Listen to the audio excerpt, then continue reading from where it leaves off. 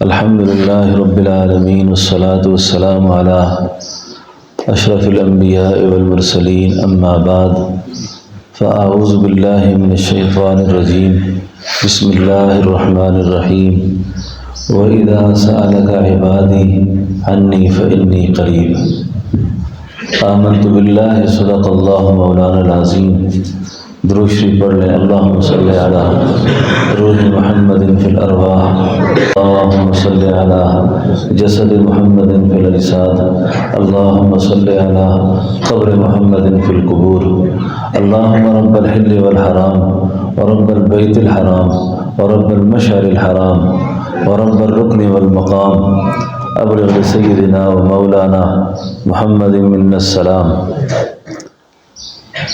ہمارے انتہائی قابل قدر محترم المقام استاد القراء حضرت قاری عبدالقیوم صاحب مدظ العلی جو ہماری اجتماع کی ہر سال زینت ہوتے ہیں، بڑی دل سوزی کے ساتھ آپ نے قرآن کریم کی تلاوت اور بارگاہ رسالت میں گلہائے عقیدت بڑے ذوق شوق سے آپ نے پیش فرمائے، یقیناً سب کا ایمان تازہ ہوا ہوگا۔ یہ ہماری خوش بختی ہے کہ ہمارے اعتکاف اور اجتماعات میں اچانک ایسے بزرگوں کا ورود ہو جاتا ہے جس سے ہم سب لوگ فائدہ لے لیتے ہیں۔ اللہ آپ کو بہت زیادہ خیر دے، آپ تشریف لائے۔ آج رمضان المبارک کا آخری جمعہ ہے۔ آخری جمعے میں جو بات میں آپ سے عرض کرنے کا ارادہ رکھتا ہوں وہ دعا کے حوالے سے ہے۔ سارا رمضان برکتوں والا مہینہ، سعادتوں والا مہینہ، اور اس کا آخری عشرہ اور آخری عشرے کے یہ جو چند ایام باقی ہیں، یقیناً یہ بہت ہی قابل فضیلت ہیں، قابل برکت ہیں کہ مزدور کی اجرت کا وقت ہے۔ یہ مزدور مزدوری کرے اور اجرت کا وقت آئے تو وہ چلا جائے، اجرت کے بغیر چلا جائے، اجرت نہ لے تو اس بیچارے کا تو بڑا نقصان ہو جائے گا۔ اب دعا کے ذریعے اللہ سے اجرت لینی ہے، اجرت مانگنی ہے اللہ سے۔ اب ہمارے اللہ کہاں ہیں کہ ہم اللہ کو پکاریں؟ دور ہیں ہم سے یا قریب ہیں؟ یہ سوال ایک صحابی نے کیا تھا اور عرض کیا، یا رسول اللہ صلی اللہ علیہ وسلم، ہمارے اللہ کہاں ہیں؟ ہمارے اللہ کہاں ہیں؟ اب نبی پاک صلی اللہ علیہ وسلم اس کا جواب ارشاد فرماتے، جبریل آ گئے۔ جبریل نے فرمایا، محبوب، یہ شخص جو میرے بارے میں آپ سے پوچھتا ہے کہ میں کہاں ہوں، آپ اس کو میرا پتہ بتا دیں۔ اللہ کا پتہ جانتے نا سب، کہ ہمیں اللہ کی معرفت مل جائے، اللہ کا پتہ مل جائے، تاکہ ہم اس ذات سے اپنے تعلقات کو مضبوط سے مضبوط کر لیں۔ تو جبریل نے آ کے فرمایا، محبوب، آپ اس شخص کو میرا پتہ بتائیں۔ کیا پتہ ہے میرا؟ کہ وَإِذَا سَأَلَكَ عِبَادِي عَنِّي فَإِنِّي قَرِيبٌ، میں بہت قریب ہوں۔ جو میرے بارے میں پوچھتا ہے آپ کو اس کو بتائیں میں قریب ہوں۔ کتنے قریب ہوں؟ اجیب دعوت الداعی اذا دعان، ہر پکارنے والے کی پکار کو سنتا ہوں۔ پکارنے والا جیسے بھی پکارے میں اس کی فریاد کو سنتا ہوں۔ ہم تو مائل بکرم ہیں، کوئی سائل ہی نہیں۔ ہم تو مائل بکرم ہیں، کوئی سائل ہی نہیں۔ راہ دکھلائیں کسے، کوئی راہ رو منزل ہی نہیں۔ ان کو شکوہ ہے ہمارا مدعا ملتا نہیں، دینے والے کو گلہ ہے گدا ملتا نہیں۔ بے نیازی بندے کی دیکھ کر کہتا ہے وہ، دینے والا دے کسے، کوئی دست دعا ملتا نہیں۔ میں بہت قریب ہوں، مانگو مجھ سے، مانگو مجھ سے۔ لیکن دوستو، مختصر وقت میں ایک گزارش میں آپ سے کروں، اللہ مجھے بھی سمجھ دے اور آپ کو بھی۔ کوئی کام زندگی میں ایسے کرنے ہیں جن کی گواہی اللہ کی ذات تک محدود ہو، جس کا گواہ اور کوئی نہ ہو۔ کیا مطلب؟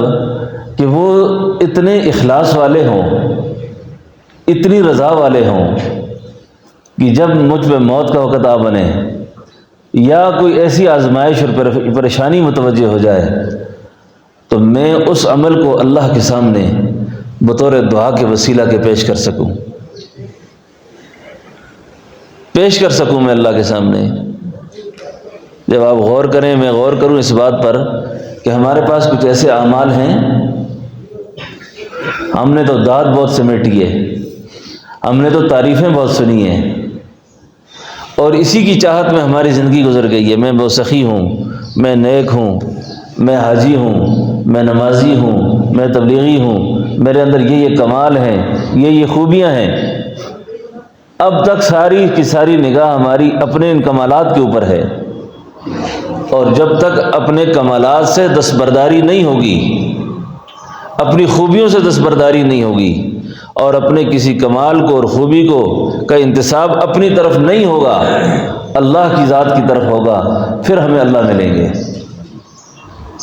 پھر ہماری دعاؤں میں جان پیدا ہوگی، پھر ہماری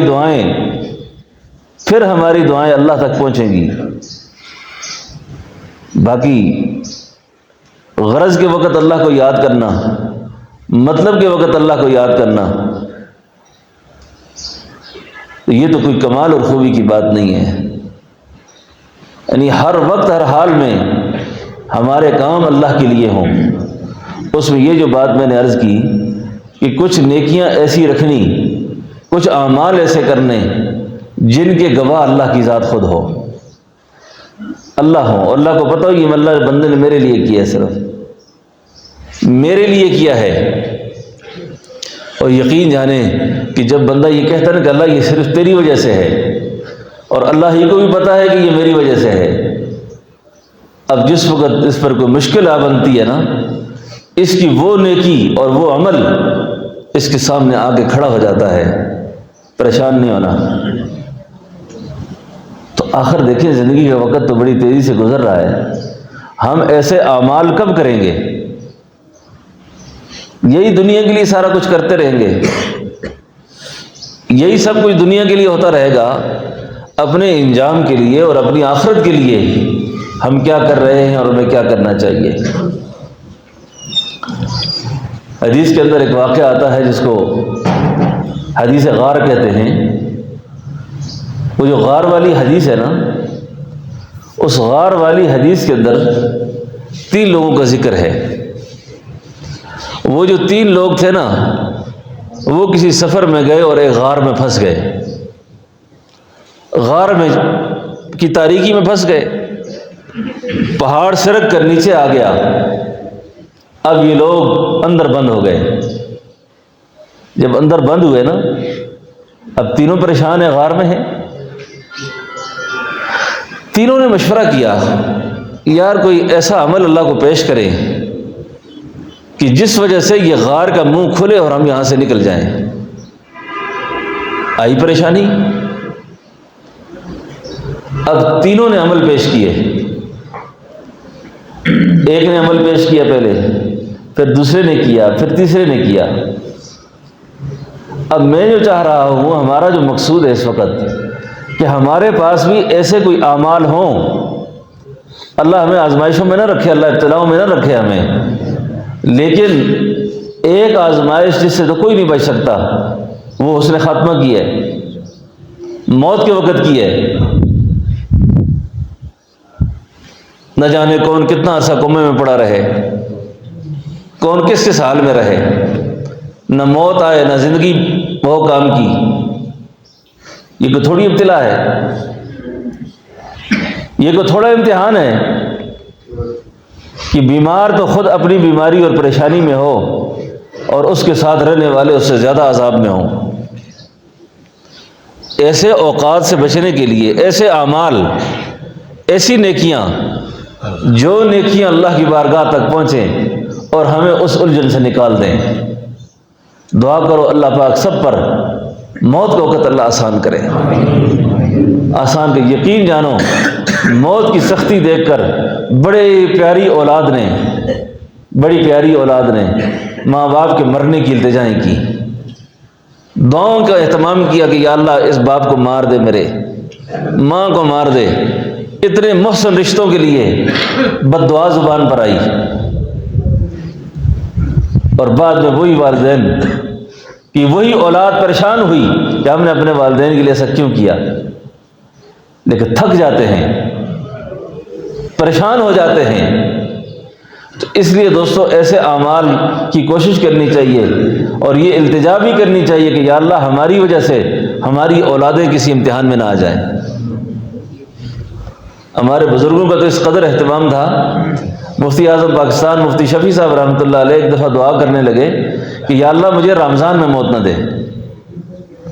آپ حیران ہو گئے، دعا کر رہے ہیں کہ اللہ مجھے رمضان میں موت نہ دینا۔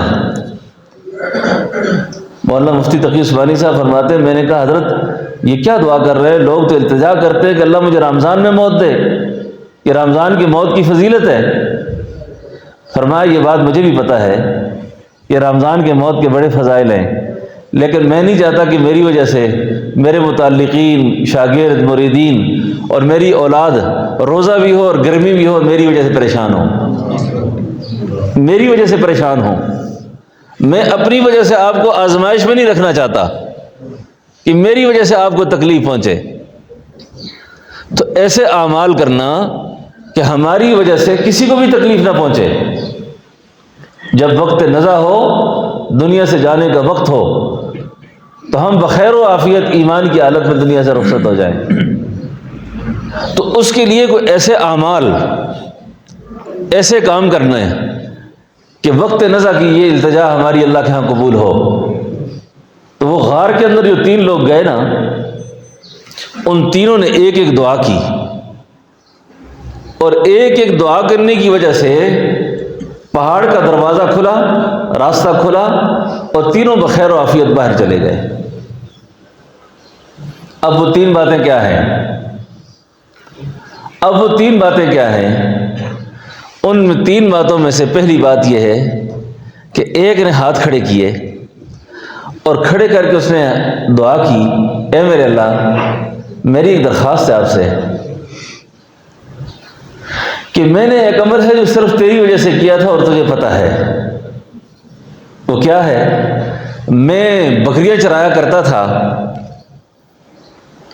اور جب بکریوں سے دودھ دھوتا تھا، دودھ نکالتا تھا، تو میرے بوڑھے والدین میرا انتظار کرتے تھے کہ میرا بیٹا آئے گا اور ہمیں دودھ پلائے گا۔ تو ایک دن میں لیٹ ہو گیا تو میرے والدین انتظار کرتے کرتے سو گئے۔ جب آپ نیند میں چلے گئے تو میں جب دودھ لے کر آیا تو وہ سوئے ہوئے تھے۔ میرے اللہ میں ساری رات وہ دودھ کا پیالہ لے کر ماں باپ کے سراہنے کھڑے رہا، اپنے بچوں کو بھی نہیں پلایا، ساری رات یوں کھڑا رہا۔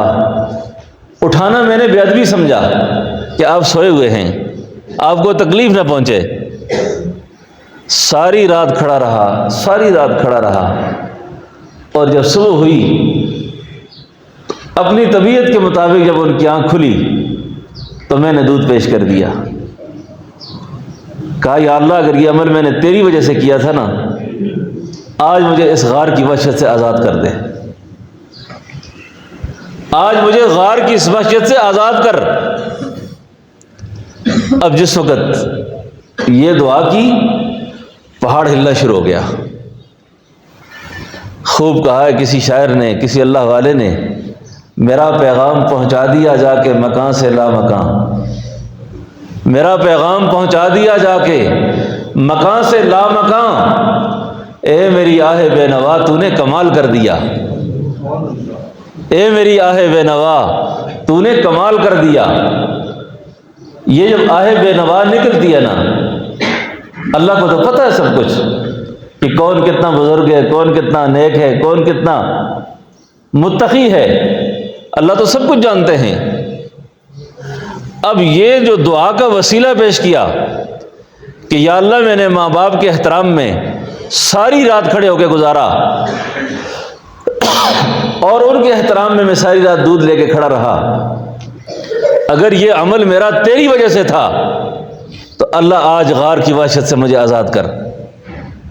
دوستو، جن کے والدین زندہ ہیں، جن کے والدین زندہ ہیں، یقین جانو کہ اس سرمایہ سے بڑا سرمایہ کسی آدمی کے پاس کوئی نہیں اور جن کے والدین نہیں ہیں بس وہ کفے افسوس ہی کرو، پھر ہاتھ ملو، ہاتھ ملو کہ اس دولت ہم سے کیوں چھن گئی، کہاں لٹ گئی یہ دولت ہم سے، کدھر چلی گئی یہ دولت۔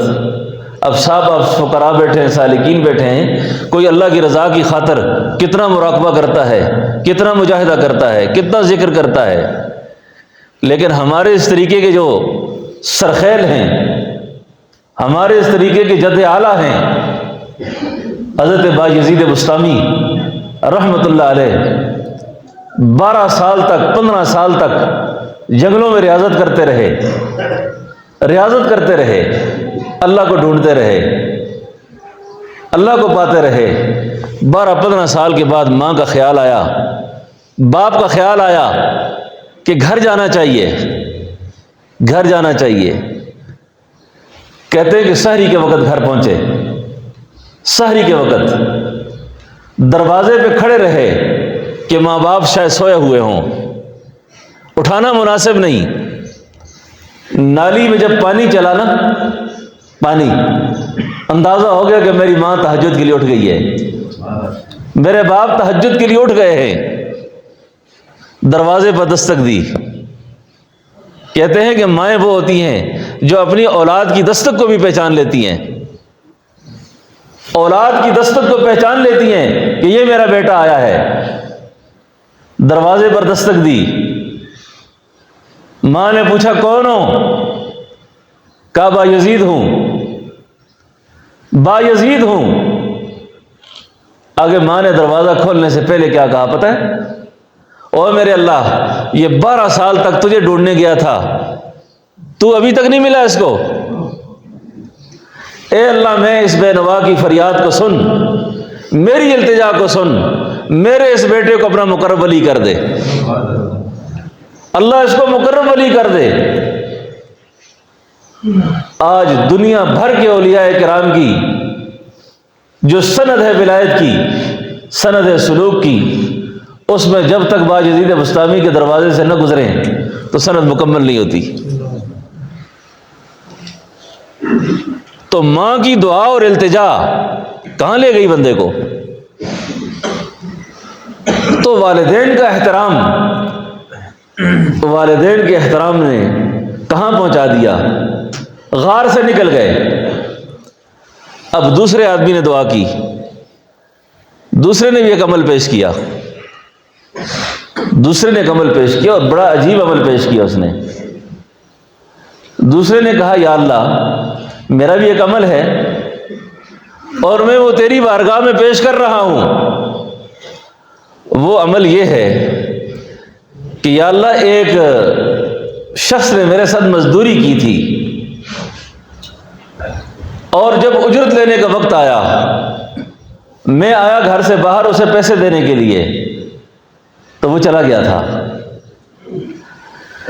اس کا حق میرے پاس تھا، اس کے پیسے میرے پاس تھے، مجھے بڑی تشویش رہتی تھی کہ یہ کسی کا حق ہے میرے پاس۔ تو میں نے کیا کیا، اس کے لیے ایک بکری خرید لی۔ جب میں نے بکری خرید لی، بکری نے بچے دیے، اس کے بچوں نے بچے دیے، سلسلہ بڑھتا چلا گیا۔ ایک دن وہ مزدور میرے پاس آیا عرصے دراز کے بعد، کہنے لگا حضور آپ کے پاس میری کچھ رقم ہے، وہ جو میری مزدوری کے پیسے ہیں وہ مہربانی کر کے آپ دے دیں مجھے۔ تو اس آدمی نے جنگل میں چرتے ہوئے ریوڑ کی طرف اشارہ کیا کہ یہ سارا ریوڑ تیرا ہے، لے کے چلا جا۔ اس نے کہا جی میرے سے مذاق نہ کریں، میرے پیسے دیں۔ انہوں نے کہا یہ سارا ریوڑ تیرا ہے، یہ سارے جانور تیرے ہیں۔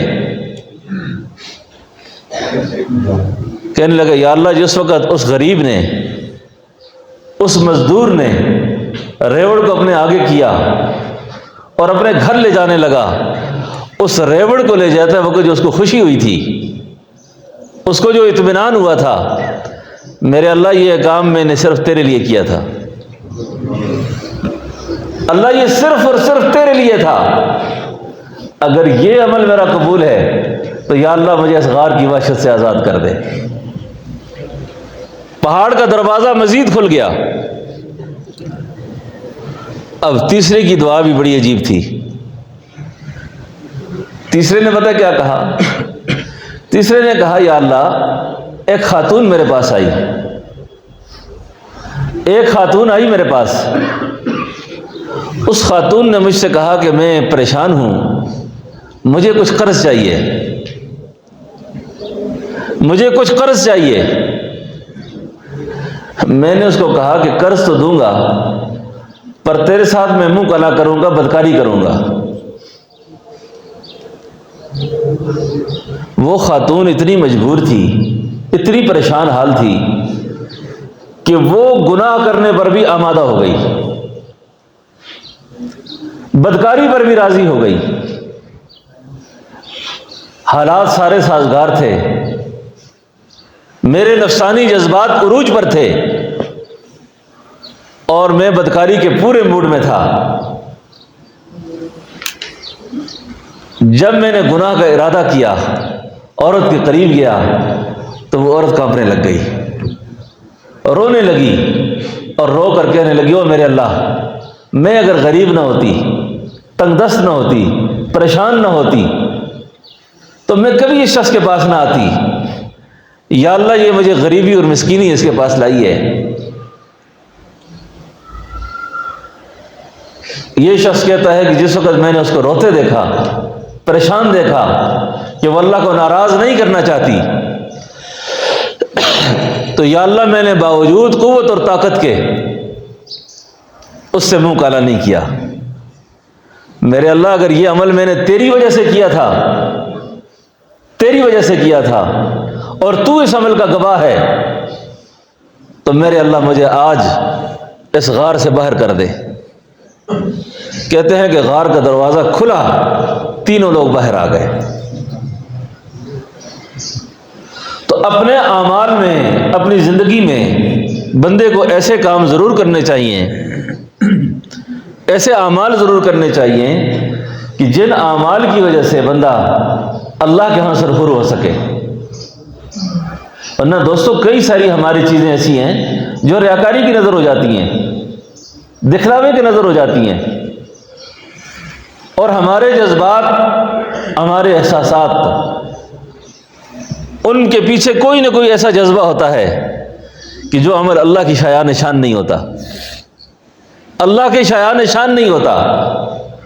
اس لیے اپنے معمولات کے اندر ایک اخلاص کا بہت زیادہ خیال رکھنا چاہیے، اور اخلاص کا خیال کرنے کے بعد پھر اخلاص پر نگاہ نہیں رکھنی چاہیے۔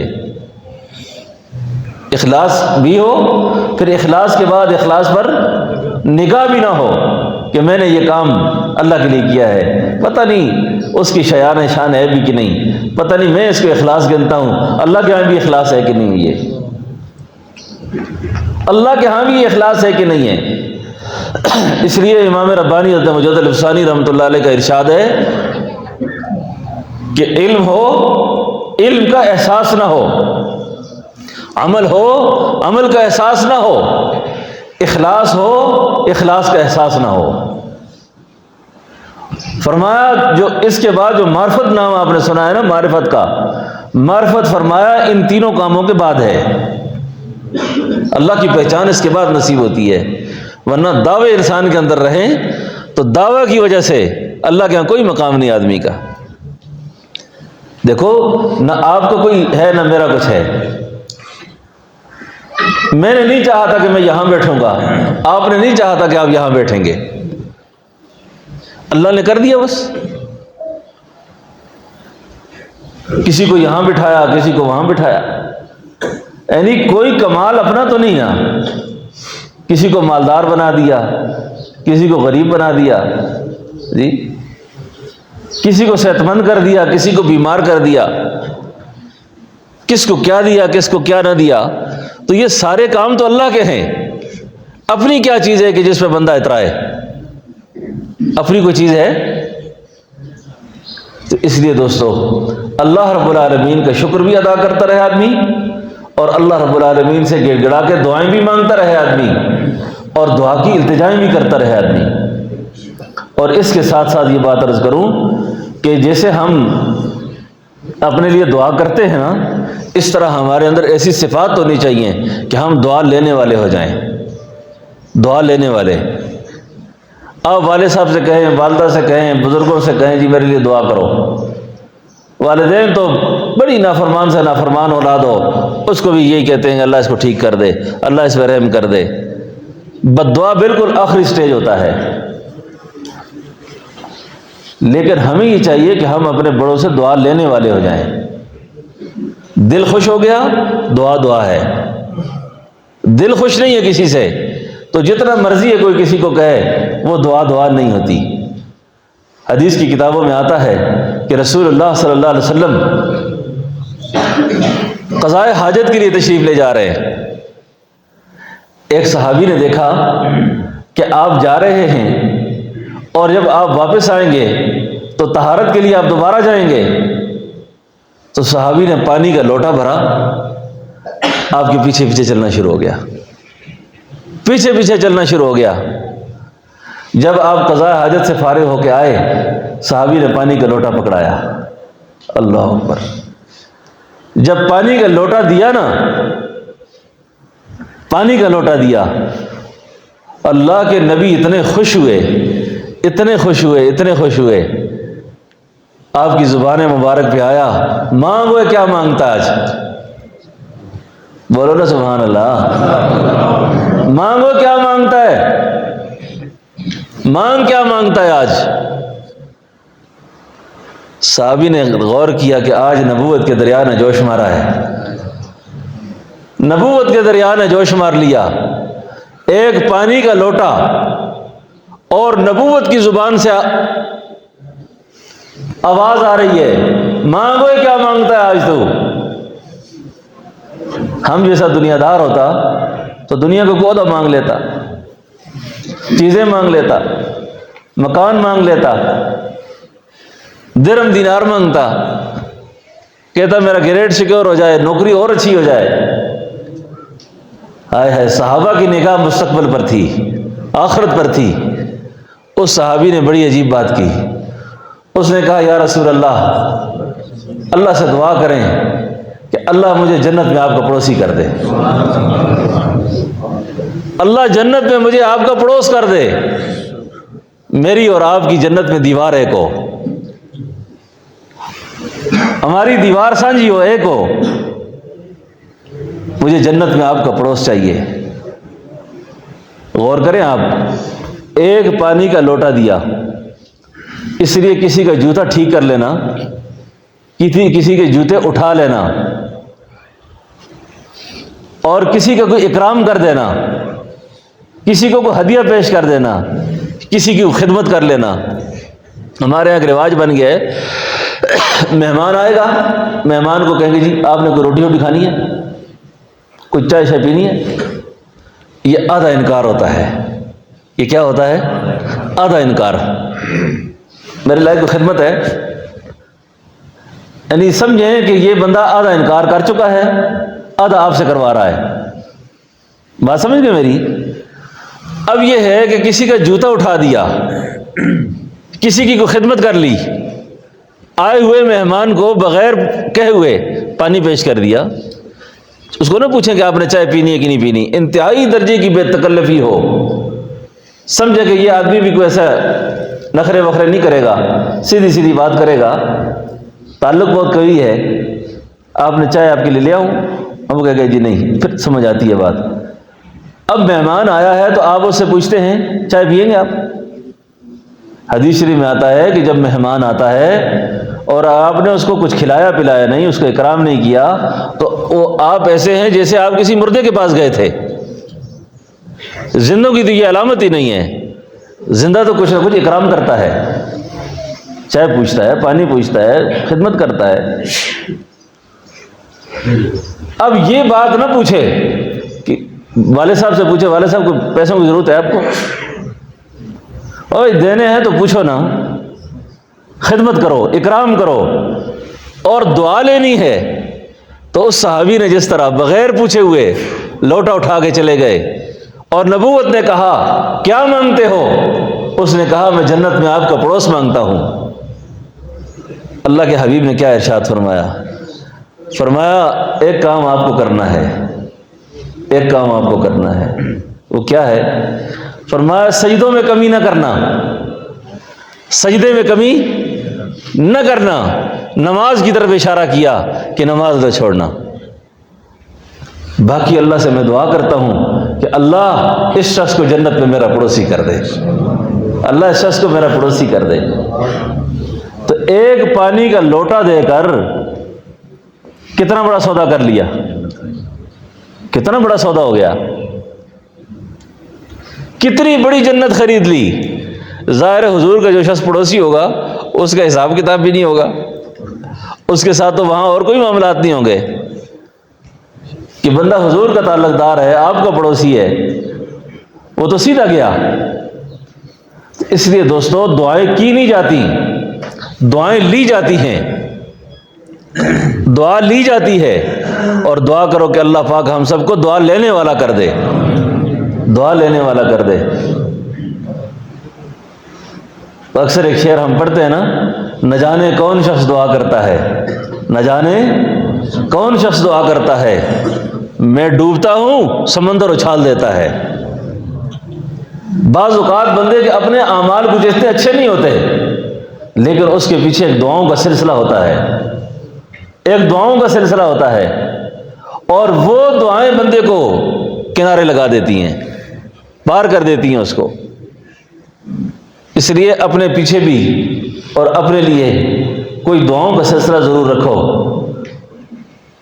پروفیسر اقبال عظیم آبادی کا ایک شعر ہے، کہتا جب کبھی پریشان ہوتا تھا اچانک سکون آ جاتا، تو ایک شعر کہا سکون قلب کی لہروں سے یوں محسوس ہوتا ہے، سکون قلب کی لہروں سے یوں محسوس ہوتا ہے کوئی مائل لطف و کرم پوشیدہ پوشیدہ، ہے کوئی مائل لطف و کرم پوشیدہ پوشیدہ۔ تو دعا کا سلسلہ اور اللہ والوں کی دعاؤں کا ذکر آ ہی گیا ہے تو عرض کر دوں، ہمارے سلسلے کے ایک بہت بڑے انسان گزرے ہیں، حضرت خواجہ باقی باللہ۔ ان کی عظمت کے لیے یہ بات کافی ہے کہ یہ حضرت مجدد الفسانی کے پیر تھے، بڑے عجیب آدمی تھے۔ ایک دن اپنے مرکز میں خانقاہ میں حجرے میں پریشان ہیں کہ باہر فقراء کی کافی تعداد بیٹھی ہوئی ہے، کھانے کا وقت ہے، کھانا نہیں ہے، لنگر میں آٹے کی کوئی درک نہیں، کھانا نہیں، بالکل کھانا نہیں ہے۔ ایک نان بھائی آیا، اس نان بھائی مرید نے دیکھا کہ حضرت پریشان ہیں، بغیر پوچھے ہوئے گیا اور روٹیوں کا ایک بہت بڑا ٹوکرا پکا کے لے آیا، بڑی ٹوکری نان لے کر آ گیا۔ جب کھانا سامنے رکھا نا، حضرت کو باہر بلا کے فرمایا حضرت سارے فقیروں کے لیے رزق کا انتظام اللہ نے کر دیا ہے۔ حضرت باہر آئے نا تو اس سے پہلی بات یہ کہ مانگ کیا مانگتا تو آج، مانگ کیا مانگتا ہے؟ وہ تھا نبوت کا دریا، یہ ہے ولایت کا دریا۔ اس نے پتہ کیا کہا؟ اس نے کہا حضرت اللہ سے دعا کریں کہ اللہ مجھے آپ جیسا کر دے، اللہ مجھے آپ جیسا کر دے۔ اس کو اللہ والوں کی اصطلاح میں اس توجہ کا نام ہے توجہ اتحادی۔ یہ توجہ اتحادی، یہ جو لوگ اس تصوف اور سلوک کے مسائل کو نہیں سمجھتے نا، تو وہ تشویش کا شکار ہو جاتے ہیں۔ یہ کہتے ہیں یہ بابوں کی اصطلاح ہے، یہ بابوں کی نکالی ہوئی باتیں ہیں، یہ بابوں کی نکالی ہوئی بات نہیں ہے۔ یہ جو تشویش ہوتی ہے نا سمجھی کی بنیاد پہ ہوتی ہے۔ حضرت شاہ ولی اللہ محدث دہلوی رحمۃ اللہ علیہ فرماتے ہیں کہ جس چیز کا تجھے علم نہیں ہے نا تو اس علم کو یہ نہ کہے کہ یہ علم نہیں ہے، تو اپنی جہالت کا اعتراف کر کہ مجھے اس علم کا پتہ نہیں ہے۔ آپ نے اس شخص کے لیے دعا کی اور اس پہ ایک توجہ دی، جو توجہ ہے نا اس کا نام کیا ہے؟ توجہ ہے اتحادی۔ اس میں شیخ اللہ کا محتاج ہوتا ہے، اپنی مرضی کا دخل نہیں ہوتا۔ وہ فیضان اس وقت آیا ان پر، دل خوش ہو گیا تھا۔ آپ کو پتہ ہے کہ حدیث کے اندر آتا ہے نا، یہ میں اپنی بات نہیں کر رہا، حدیث کی بات کر رہا ہوں۔ اللہ فرماتے ہیں بعض لوگ ایسے ہوتے ہیں جن کی میں زبان ہوتا ہوں، جن کی میں آنکھ ہوتا ہوں، جن کے میں ہاتھ ہوتا ہوں جس سے وہ پکڑتے ہیں، زبان ہوتا ہوں جس سے وہ بولتے ہیں، آنکھ ہوتا ہوں جس سے وہ دیکھتے ہیں۔ بات سمجھ گئے میری؟ اب وہ کون لوگ ہوتے ہیں؟ فرمایا اگر وہ کسی بات پر قسم اٹھا لیں تو میں اللہ اس کو پورا کرتا ہوں۔ اس لیے اللہ تعالیٰ نے اپنے بندوں کی کے اندر جو شان و صفات رکھی ہوتی ہیں، فرمایا مانگ کیا مانگتا ہے؟ کہ حضرت آپ جیسا ہو جاؤں۔ کہتے ہیں کہ جب خانقاہ سے باہر نکلے شیخ اور مرید دونوں پہچانے نہیں جاتے تھے، داڑھی کا رنگ بدل گیا، چہرہ بدل گیا۔ تو یہ ہے بات عرض کرنے کا مقصد یہ تھا کہ دعائیں کی جاتی ہیں، دعائیں لی جاتی ہیں، دعائیں کی نہیں جاتی۔ آدمی دعا لینے والا ہو تو اپنے محسنین سے، اپنے بزرگوں سے، اپنے بڑوں سے، اہل تعلق سے، ہر شخص سے دعا لے، اور کوئی شخص بھی آپ کے پیچھے ہاتھ کھڑے کر کے بد دعائیں کرنے والا نہ ہو، کوئی شخص بھی آپ کو بد دعا کرنے والا نہ ہو، کوئی شخص بد دعا کرنے والا نہ ہو، دعائیں کرنے والا ہو۔ تو یہ رمضان المبارک کا آخری عشرہ اور یہ مبارک ایام جو چند ایک باقی رہ گئے ہیں، ان ایام کے اندر اللہ تعالیٰ سے خصوصاً دعائیں بھی کریں اور دعاؤں کا اہتمام بھی کریں۔ اور اس مہینے کی جو غمخواری تھی غرباء کے ساتھ، فقراء کے ساتھ، مساکین کے ساتھ، اس میں یہ ہوتا ہے کہ اکثر لوگ زکوٰۃ ادا کرتے ہیں۔ جنہوں نے زکوٰۃ ادا کر دی ہے وہ اللہ کا شکر ادا کریں، اور جنہوں نے زکوٰۃ ادا نہیں کی وہ اپنے اموال کی زکوٰۃ ادا کریں۔ اور اس کے بعد اگلی بات یہ ہے کہ جن لوگوں نے روزے نہیں رکھے اور ان کو آئندہ صحت ملنے کی امید نہیں ہے کہ وہ صدقہ روزہ رکھ سکیں، تو وہ اپنے روزے کا فدیہ بھی ادا کریں۔ اور تیسری بات یہ ہے کہ صدقہ فطر ادا کرنے کی کوشش کریں تاکہ عید کی خوشیوں میں غرباء اور فقراء یہ شامل ہو سکیں، کہ تاکہ عید کی خوشی وہ بھی کر سکیں کہ آپ عید کی صبح دیتے ہیں، یہ عید کے بعد دیتے ہیں، تو ان کو اتنا فائدہ نہیں ہوگا جتنا فائدہ ابھی سے اگر آپ ادا کر دیں گے تو اس سے ان کو بہت زیادہ فائدہ ہوگا۔ اب صدقہ فطر جو ہے وہ کتنا ہونا چاہیے؟ صدقہ فطر کی جو مقدار ہے، ہم پیسے کمانے میں، مال لینے میں تو اعلیٰ کے طلبگار ہوتے ہیں کہ ہم زیادہ ملے ہمیں، لیکن جب دینے کی باری آتی ہے تو کم سے کم درجے پہ عمل کرتے ہیں۔ تو جس کو اللہ نے زیادہ دیا ہے وہ زیادہ دے، اور جس کی استطاعت کم ہے وہ کم کرے۔ لیکن اپنی طلب جب اللہ سے ہوتی ہے تو ہم کہتے ہیں یا اللہ ہمیں بہت زیادہ دے۔ دینے کی باری آتی ہے تو پوچھتے ہیں جی کہ جو کم سے کم درجہ ہے گندم والا اس پہ عمل کریں ہم۔ تو کئی سارے لوگ علماء کو دیتے تھے نا پہلے مسجدوں میں، تو اس کے لیے بھی مسئلہ سمجھیں، اگر مستحق نہ ہو تو اس کو صدقہ فطر دینا جائز نہیں ہے۔ لوگ بطور تنخواہ اور اجرت کے دیتے ہیں نا۔ ایک مولوی صاحب بڑے سادے سے تھے، لوگ ان کو سال بھر یہی دیتے تھے صدقہ فطر وغیرہ، تو مولوی صاحب کہنے لگے بنتا تو 100 ہے لیکن آپ 50 ہی دے دیں۔ بنتا کتنا ہے؟ 100 ہے، آپ 50 ہی دے دیں۔ بات سمجھے میری؟ تاکہ یہ سارے لوگ دے کے جائیں، ایسا نہ ہو کہ میرا جو حق ہے وہ نہ دے کوئی بھی۔ اس طرح نہیں کرنا کہ بنتا 100 اور دے 50 دے دیں، جتنا بنتا ہے اتنا دینا، ٹھیک ہے نا۔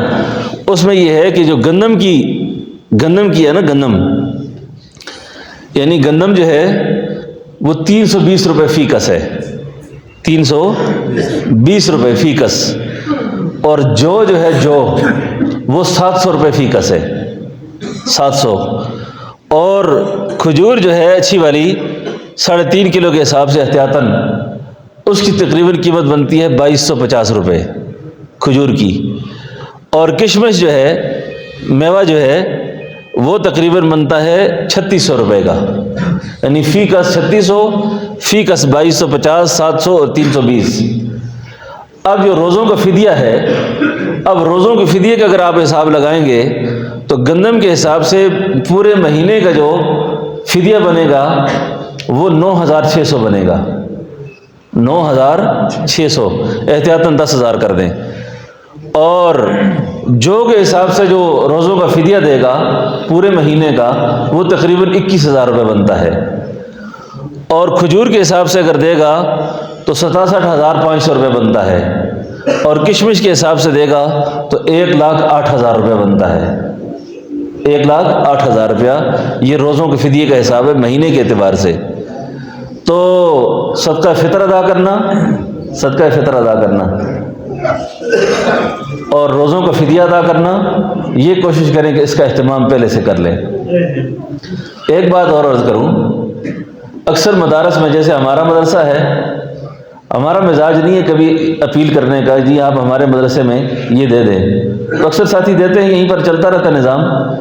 اپنے اقربا میں، اپنے بہن بھائیوں میں غربا کو دیکھیں، اپنے بہن بھائیوں میں غربا کو دیکھیں، مساکین کو دیکھیں، اپنے اہل محلہ میں دیکھیں۔ کئی سارے لوگ بیچارے ضرورت مند ہوتے ہیں، کئی سارے لوگ پریشان ہوتے ہیں، ہماری نگاہ ان پر نہیں ہوتی، ہماری نگاہ ان پر نہیں ہوتی۔ تو اس کا بہت زیادہ خیال رکھیں کہ اپنے اقربا میں کوئی دیکھیں۔ آپ یقین کریں کہ اس وقت جو کئی سارے بیچاروں کے حالات ایسے ہیں، رمضان کے شروع میں ہم نے کوئی راشن کی تقسیم کا کام کیا، ابھی تک غربا اور فقراء کل رات تک ہر روز 2 4 5 عورتیں چھوٹے چھوٹے بچوں کو لے کے آ جاتی ہیں، گھر میں آٹا نہیں ہے، گھر میں پریشانی ہے، گھر میں یہ مسئلہ ہے، گھر میں یہ مسئلہ ہے۔ یہ ہمارے محلوں میں دائیں بائیں ایسے بے شمار لوگ ہوتے ہیں۔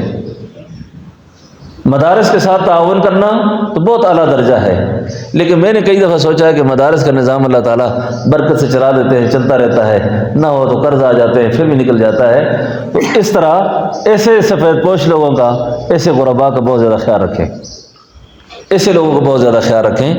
اور آپ کی نظر میں نہ ہو تو ہماری نظر میں بہت سارے ہیں، ہمارے پاس اس طرح کے بے شمار لوگ ہیں جو بیچارے ضرورت مند بھی ہیں، اور ان کا حق بھی بنتا ہے کہ عید سے پہلے ان کے ساتھ تعاون کی شکل کی جائے۔ تو اللہ رب العالمین ہم سب کو عمل کی توفیق نصیب فرمائے۔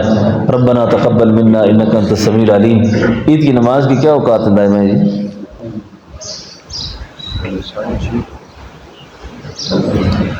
آپ میں سے تو عید کی نماز پڑھنے والا یہاں کو کم ہی ہوگا، ہمارے جو پڑھنے والے عید کی نماز، مشتاق خان صاحب آپ بتائیں جی؟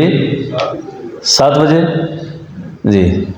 بس ہمارے اصل میں جو پکے مقتدی ہیں نا جی، آپ تو سارا مجمع نکل جائے گا یہاں سے۔ تو حاجی مشتاق خان صاحب نے کہا کہ جی 7 بجے رکھ لیں، تو انشاءاللہ 7 بجے انشاءاللہ ہم عید کی نماز ادا کریں گے۔ جو حضرات شریک ہونا چاہیں گے وہ عید کی نماز انشاءاللہ 7 بجے ہوگی، ٹھیک ہے جی؟ ربنا تقبل منا انک انت السمیع العلیم۔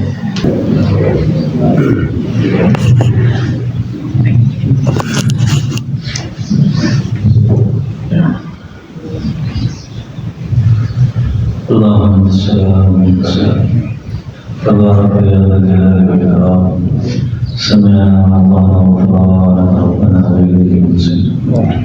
اے اللہ ہم سب کو بخش دے، اللہ ہمارے ماں باپ کو بخش دے، اللہ ہمارے بہن بھائیوں کو بخش دے، اللہ ہمارے اساتذہ مشائخ کو بخش دے، اللہ ساری امت کو بخش دے، سب کے گناہ معاف کر، اللہ سب کی خطاؤں سے درگزر فرما، اللہ سب کی قبروں کو ٹھنڈا فرما، سب کی قبروں کو جنت کے باغ بنا۔ اے اللہ ہم سب پر موت آسان فرما، موت کی سختی سے بچا، موت کے وقت کی پریشانی سے بچا، اے اللہ نظر کی سختی سے بچا، اس نے خاتمہ میں خیر ایمان میں فرما۔ اے اللہ اس وقت تک ہم میں سے کسی کو نہ بلا جب تک تو ہم سے راضی نہ ہو جائے، اے اللہ اس وقت تک نہ بلانا جب تک تو راضی نہ ہو جائے۔ اے اللہ ہمارے اندر سے ظلمت کو دور فرما، معصیت کو دور فرما، غفلت اور سستی کو دور فرما، کاہلی کو دور فرما۔ اے میرے اللہ، اس سارے مجمع کو اپنا مقرر ولی کر دے یا اللہ، سب کو ہدایت کا ایمان کر دے یا اللہ، سب کی جائز حاجات کو پورا کر دے، سب کی اللہ جائز حاجات کو پورا فرما، سب کی پریشانیوں کو دور فرما، سب کی جان کی، مال کی، عزت کی، آبرو کی حفاظت فرما۔ اے میرے اللہ، ہم سب کو بچیوں کی خوشیاں نصیب فرما، اولاد کے صدموں سے بچا، اولاد کے دکھوں سے بچا، اولاد کے غموں سے بچا۔ ہماری اولادوں کو ہدایت کا امام فرما، اللہ ہماری اولادوں کو کامیاب فرما۔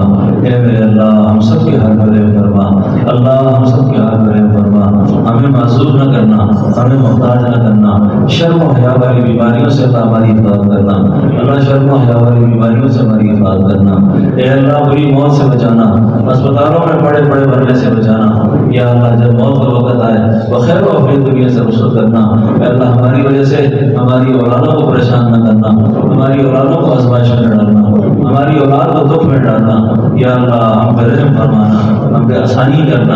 اے میرے اللہ، لیلۃ القدر کی برکات ہمیں نصیب فرمانا، یا اللہ رمضان مبارک کی برکات نصیب فرمانا، یا اللہ ہمارے حال پر رحم فرمانا۔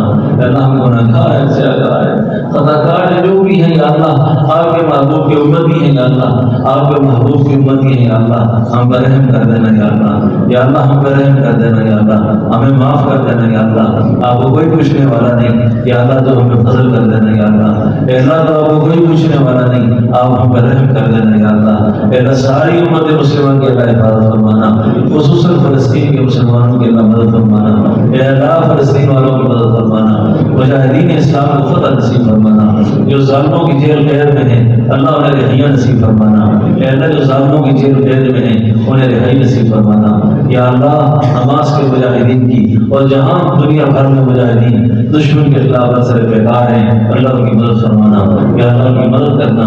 اے میرے اللہ اپنے خاص فضل و کرم سے ہماری دعاؤں کو قبول کرنا، اللہ ہماری دعاؤں کو قبول کرنا، ہمارے ملک کی فوج کو، ہمارے ملک کے اداروں کو، حکومت کو یا اللہ دین نصیب فرما، ان کو اللہ کو جرأت اور غیرت نصیب فرما، حمیت دین نصیب فرما، یا اللہ اسلام کے لیے ملک پاکستان کے لیے خدمات ادا کرنے کی توفیق نصیب فرما، یا اللہ ان کے اندر ایسا حوصلہ پیدا فرما کہ کفار کی آنکھوں میں آنکھیں ڈال کر یہ بات کرنے کا جذبہ رکھ سکے۔